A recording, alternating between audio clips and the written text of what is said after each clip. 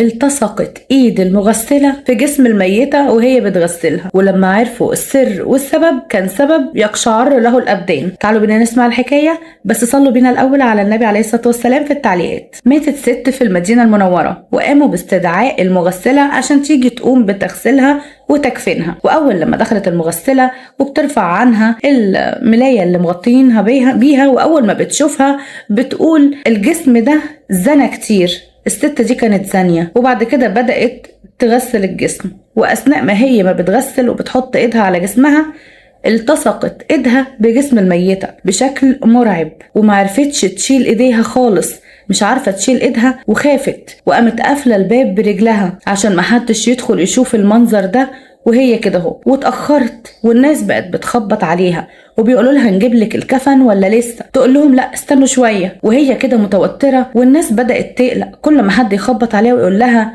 نيجي نجيب الكفن تقول لهم استنوا شوية، محدش لو سمحت يدخل دلوقتي. الناس قلقت اكتر، وهنا دخلت ست فتحت الباب بقوة ودخلت وشافت المنظر المرعب وصوتت. جومت لموا الناس وعرفوا اللي حصل وشافوا منظر ايديها وهي لازقة في جسم الميتة. هنا اجتمعوا الشيوخ والعلماء وبدأوا ياخدوا بالآراء. جزء منهم يقول نقطع ايد السيدة المغسلة علشان خاطر إكرام الميت دفنه ونقوم بتغسيل وتكفين الميت وان احنا ندفنها. والجزء التاني من الشيوخ قال ان احنا نقطع حتة من جسم الميتة عشان نفك او نفصل ايد المغسلة، لان الحي أبقى من الميت. وهنا احتاروا العلماء والشيوخ وقرروا ان هم يروحوا لأنس ابن مالك علشان ياخدوا رأيه في الموضوع ده، وحكوا له الموضوع والحكاية. وهنا جه أنس ابن مالك بسرعة وراح خبط على الست، ومن ورا الباب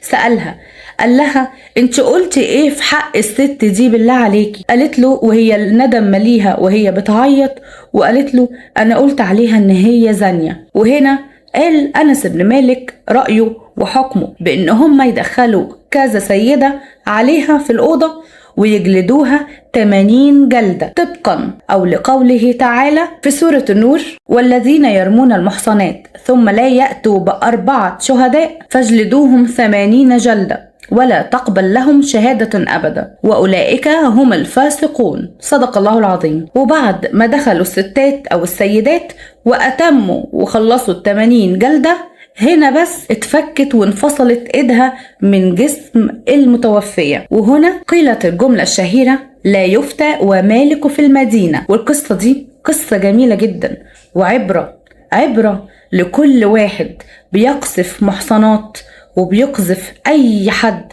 بدون علم وبدون ما يبقى عنده شهود ومن غير لما يكون شاف بعينه، لمجرد انه فاكر ان هو كلام او مضايقة، ومتعرفوش ان الكلمة دي بتبقى ايه عند ربنا. تحسبونه هينا وهو عند الله عظيم.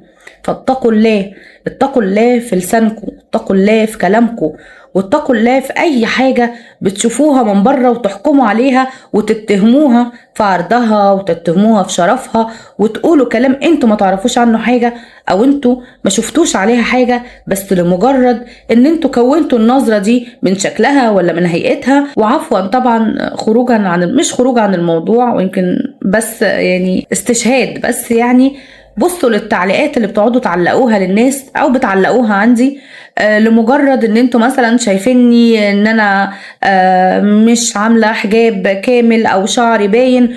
واقروا الكلام اللي بيتقال في عرضي، في شرفي، في اخلاقي، في حاجات انتوا متعرفوهاش، في حين ان مش هو ده الدين ولا هو ده النصيحة اللي قالها ربنا ان انت تنصح بيها حد، او اللي قالها الرسول عليه الصلاة والسلام ان انت تنصح بيها حد، وانتوا بتاخدوا بالمظاهر وما تعرفوش ان الانسان ده عامل ايه. اولا انا واحدة مش منافقة ولا بدعي الفضيلة ولا بدعي اي حاجة، انا واحدة صاحبة محتوى بعرض حاجة بقولها، الكلام عجبكم اوكي، ما عجبكوش مفيش مشكلة. ولما بكون بتكلم على اي موضوع مثلا وفي اللي هو مثلا ما تتجوزش البنت اللي تعمل كذا او الست اللي بتعمل كذا، يدخلوا في التعليقات ويشخصنوا الموضوع عليا، وانت مين فيهم؟ وانت بقى انهي واحدة فيهم؟ وفجأة تنزل وابل من الشتايم على الكلام ده عليا انا، في حين ان انا ما ذكرتش حد ولا خصيت حد. انا بتكلم في العموم اللي بيبقى فيه الصفة دي او اللي بيبقى فيه الحاجة اللي انا بتكلم عليها او النقد ده. ما اتكلمتش عن حد عشان تتكلموا عني، ولا ان انتوا تشتموا فيا او تشتموا في ابويا الله يرحمه او في اي حاجة انتوا ما تعرفوهاش. فجأة كلكم نصبتوا نفسكم مكان ربنا، استغفر الله العظيم، حاشا لله، وبقيتوا انتوا اللي تحكموا لمجرد محتوى، لمجرد نصيحة بقولها. حتى لو بتكلم على نصيحة للحياة الزوجية وما اعرفش ايه، انصحي نفسك الاول، تلاقيكي متطلقة 4 مرات، تلاقيكي مش عارفة ايه. انا حتى لو انا ما عملتش بالنصيحة دي، او انا حياتي فشلت، او انا متطلقة او اتطلقت، فده مش عيب ان انا لما اكون اتطلقت او اتعلمت حاجة واجي اقولها لكم، حتى لو حاجة انا ما بعملهاش. دايما اللي بينصح عمره هتلاقيه ما بيعملش، ممكن ما بيعملش بالنصيحة بس بنصح بيها غيره، لكن ما بينصحش نفسه. فانا حتى لو ما بعملش كده او ما عملتش كده او فشلت انا في حياتي وبنصحكم انتوا عشان ما تفشلوش في حياتكم، فدي حاجة انا اشكر عليها او اساب عليها، مش هتشتم عليها او ان اتاخد مثال. مالكوش دعوة بيا خالص، انا مش مثال، انا واحدة ربنا ما وفقنيش في حياتي، اتمنى ان ربنا يوفقكم في حياتكم. وانا واحدة ربنا ما رزقنيش لسه بالحجاب، اتمنى ان هو يرزقني يا رب بالحجاب، ولكن انا مش مدعية ولا منافقة عشان خاطر ارضي الناس. لمجرد ان ارضي الناس البس انا مثلا الحجاب لمجرد ان ارضي الناس. انا يوم ما البس الحجاب البسه عشان ارضي ربنا. وانا قلت مليون مرة ان انا اصلا مش محجبة، يعني انا اصلا محتشمة مش محجبة، وما احبش اقول على نفسي محجبة وانا لسه مش قد الحجاب. لما اكون قد الحجاب وعاملاه صح وباكمل وجه اقول ان انا محجبة وافتخر، لكن انا ما اقولش ان انا اقول ان انا محجبة وانا كده. فانا واحدة متصالحة مع نفسي وعارفة انا بعمل ايه وبقول ايه، لكن مش من حق اي حد انه يدخل في حياة حد ولا يحكم عليه. انت ليك مجرد محتوى، عجبك ما عجبكش خلاص، لكن انا ولا شيخة ولا وعظة ولا معرفش ايه عشان اسمع الكلام ده.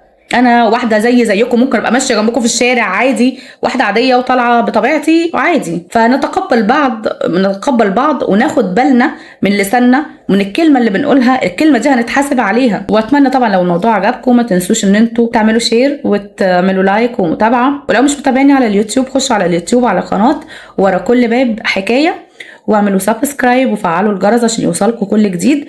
واستنوني كل يوم في حكاية جديدة، حلقة جديدة أو مشكلة جديدة من حكايات من القلب. دمتم في حفظ الله.